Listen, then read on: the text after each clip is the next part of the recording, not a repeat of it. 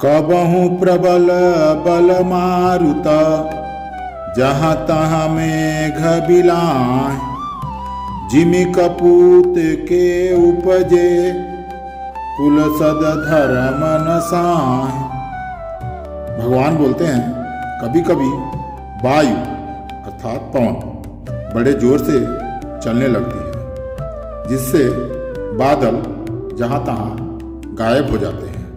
जैसे कुपुत्र के उत्पन्न होने से कुल के उत्तम धर्म श्रेष्ठ आचरण नष्ट हो जाते हैं। कबहु दिवस महनिबिड़ तमा, कबहु कुप्रगट पतंग।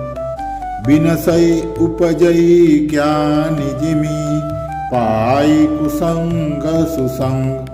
कभी बादलों के कारण दिन में घोर अंधकार छा जाता है और कभी सूर्य प्रकट हो जाते हैं। जैसे कुसंग पाकर ज्ञान नष्ट हो जाता है और सुसंग पाकर उत्पन्न हो जाता है। आगे भगवान कहते हैं, बरसा विगत शरद ऋतु आई, लक्ष्मण देखेहु परम सुहाई। फूले कास सकल मही छाई, जनु बरसा ऋतु प्रगट बुढ़ाई।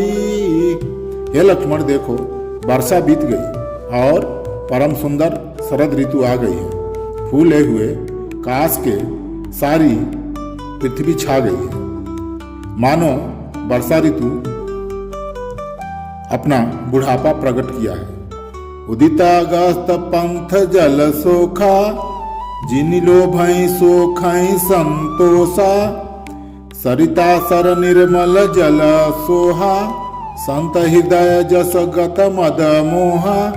अगस्त के तारे ने उदय होकर मार्ग के जल को सोख लिया है, जैसे संतोष लोभ को सोख लेता है।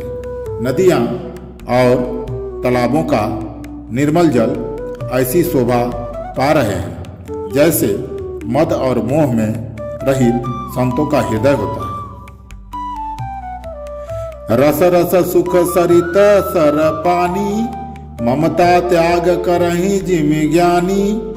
जानि शरद ऋतु खंजन आए, पाई समय जिमि सुकृत सुहाए।